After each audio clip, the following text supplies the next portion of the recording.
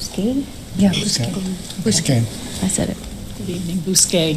Bousquet. Yes.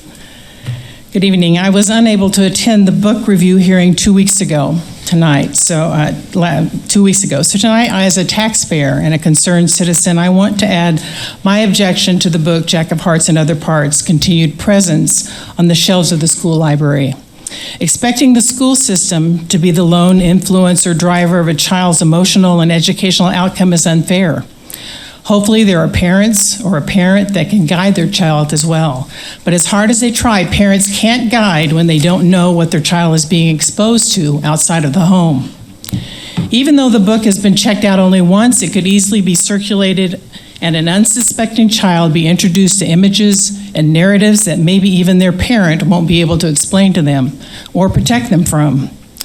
Is it too much work for the librarian to curate books appropriately and within the limitations of state decency laws? Any decency laws are decency laws only for adults. Why would she continue to resource a book targeting 13 to 17-year-olds, which include graphic sexual details that she admits may easily shock some?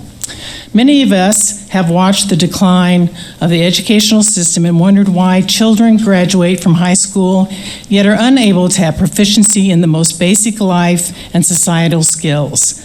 Lack of impulse control, emotional fragility, deficient problem-solving ability is evident in so many youth and presents a very real problem for the community that they remain in. I would suggest that part of the fault for decline in educational outcomes must lie at the feet of inane social-emotional learning methods. Although library books are not considered part of curriculum, they are certainly a secondary source of influence and can present ideological ideas the child is unable to process. A type of mental molestation is occurring when sexual, explicit images or materials introduced into a child's mind. It has the potential to influence and distort their idea of how to respond in social situations and shouldn't be underestimated. Now, providing literature for marginalized groups is a good thing.